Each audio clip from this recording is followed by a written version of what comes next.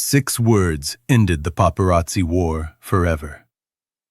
Leave my family alone, permanently. That's all it took to make the most aggressive celebrity stalkers in Hollywood disappear completely. But what led to this moment will shock you. March 1993, Carmel, California. Clint Eastwood was trying to live a quiet life with his family when the photo hunters arrived. They called themselves photographers, but they were really predators. Led by a man named Vincent Torrino, this pack of paparazzi had made millions selling invasive photos of celebrities' private moments. Children at playgrounds, family dinners, medical appointments. Nothing was off limits. And they just decided to make Clint Eastwood their next target. It started small. A photographer outside the grocery store, another at his son's baseball game, one more lurking near his daughter's school. Clint ignored them. He'd dealt with press attention before. This would pass. But Torrino wasn't interested in a few photos. He wanted to break the biggest story in Hollywood, the private life of America's most private movie star.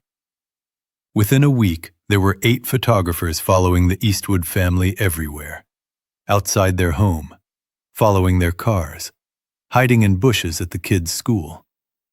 Clint's children, ages 8 and 12, started asking questions. "Dad, why are those men always watching us? Are we in trouble? Can't you make them stop?" That's when Clint realized this wasn't just about him anymore. This was about protecting his family's right to live normal lives. He tried the official route first. Lawyers sent cease and desist letters. Security increased patrols. The family changed routines. Nothing worked. The photographers got bolder. They followed the kids to school, shouting questions about their father's movies. They climbed trees to photograph family barbecues. They hired locals to report on the Eastwood family's daily activities. Torrino bragged to entertainment magazines. Public figures don't get privacy, especially ones who make millions playing tough guys. That was his first mistake. His second mistake was what happened on March 15, 1993. Clint's daughter was walking home from school when 3 photographers surrounded her, cameras flashing, shouting questions about her father's love life. The 12-year-old girl broke down crying and ran home. That evening, Clint made a phone call. "Vincent Torrino? This is Clint Eastwood. We need to talk." Torrino was thrilled. The exclusive interview he'd been hunting for was finally happening. "Mr. Eastwood, I'm so glad you called. My readers would love to know." "Tomorrow, 10 a.m., Hog's Breath Inn. Come alone." The line went dead. Torrino arrived the next morning with 2 hidden cameras and a smirk. He thought he was about to get the scoop of his career. Instead, he got a life lesson. Clint was waiting in a corner booth, wearing jeans and a simple shirt. He looked like any other local having coffee, except for his eyes. Those eyes that had stared down countless movie villains. "Vincent," Clint said as the photographer sat down. "Thank you for coming." Torrino started to pull out his recording equipment. "Should we start with your new film, or?" "We should start with my daughter crying on her front porch yesterday." Torrino's smile faded slightly. "Look, we're just doing our job." "Your job," Clint interrupted quietly, "is photographing celebrities at public events. Your hobby is stalking children." "That's a little dramatic." "Is it?" Clint leaned forward slightly. 8 grown men following a 12-year-old girl to school. What would you call that? Torrino tried to recover his swagger. "Public interest. People want to know how celebrities really live. People want to know how movies are made. They want to know about upcoming projects. They don't need to know where my kids go to school." "Look, Eastwood," Torrino said, his tone hardening. "You chose to be a public figure. Fame comes with a price. Yes, it does. My price, not my children's price. Torrino shrugged. Kids of celebrities don't get special treatment. That's the business. That's when Clint said the words that ended everything. Leave my family alone. Permanently. Torrino laughed. Or what, cowboy? You gonna shoot us? This isn't one of your movies. Clint was quiet for a moment. Then he smiled slightly. Vincent, you don't know me very well. I don't need to shoot anyone. I just need to make some phone calls. Threatening me won't work. I'm not threatening you. I'm informing you. You have 24 hours to disappear from my family's life. Forever. Torrino stood up, suddenly confident again. You can't intimidate me, Eastwood. I've got First Amendment rights. I've got connections. I've got lawyers. Good, Clint said, remaining seated. You're going to need them. Torrino stormed out, but his bravado was already cracking. Something in Clint's voice suggested this wasn't an empty threat. He was right. Within 6 hours, Torrino received a phone call from his editor at Celebrity Secrets magazine. Vincent, we're canceling your contract. What? Why?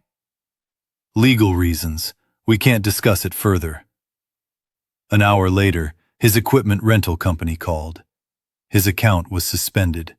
His cameras had to be returned immediately. By evening, his apartment landlord was at his door with an eviction notice. Apparently, his lease contained a clause about using the property for illegal activities. Torrino called his lawyer. The lawyer wouldn't take his calls. He called other magazines. None were interested in working with him. He called his team of photographers. They'd all found other jobs. Within 48 hours, Vincent Torrino's entire operation had vanished. But how? Clint Eastwood wasn't just a movie star. He was a businessman who'd been in Hollywood for 30 years. He knew everyone. Studio heads, lawyers, union officials, equipment suppliers, magazine publishers. More importantly, he knew their secrets. Not criminal secrets, professional secrets, business relationships, financial arrangements. The invisible networks that make Hollywood function. One phone call to the right studio head. Did you know Celebrity Secrets magazine is being investigated for harassment? Might want to reconsider advertising with them. One conversation with the equipment rental union. Have you seen how these photographers treat your gear? Might be time to review their safety protocols. One casual mention to a publisher's wife at a charity event. I heard some disturbing stories about stalking photographers. Wouldn't want my name associated with that kind of behavior. Clint never threatened anyone, never demanded anything, never raised his voice. He just shared information. Let people make their own decisions. And everyone decided they didn't want to do business with professional stalkers. Torrino tried to regroup in New York. The same thing happened. Los Angeles? Same result. Within 6 months, he was working at a photography studio in Ohio, taking high school portraits and wondering what had hit him. The other photographers in his crew scattered. Some left the industry entirely. Others found legitimate work photographing red carpet events and press conferences. None of them ever bothered the Eastwood family again. The message had been received throughout Hollywood. Clint Eastwood's family was off limits. Not because of threats or violence, but because crossing that line meant professional suicide. Years later, a young entertainment reporter asked Clint about the incident. How did you make them disappear so completely? Clint's answer was simple. I reminded people that stalking children isn't journalism. It's just stalking.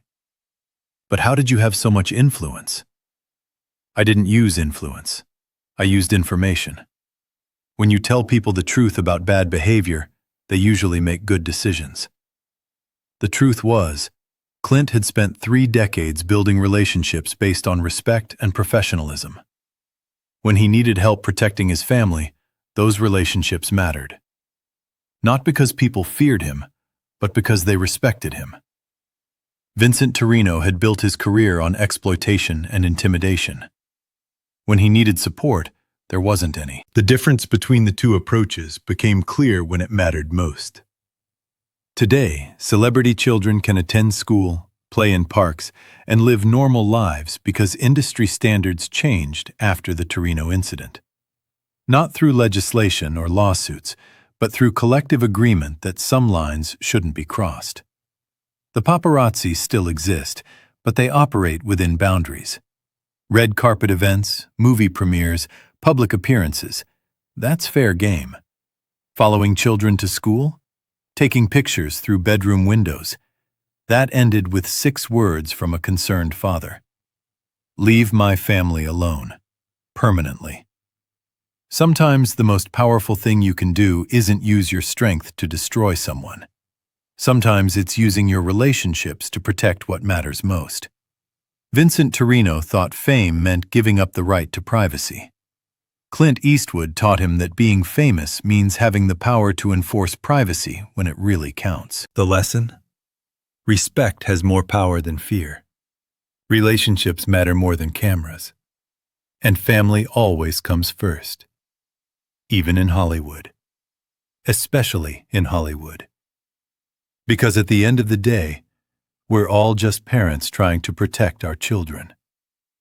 Some of us just have better connections and know how to use them. 6 words. That's all it took. To end a career, change an industry, and remind everyone that some things are more important than the perfect shot. Like letting kids be kids. Even when their dad happens to be Dirty Harry. Because the most dangerous thing you can do in Hollywood isn't cross a movie star. It's threaten someone's family. And find out just how many friends that movie star really has.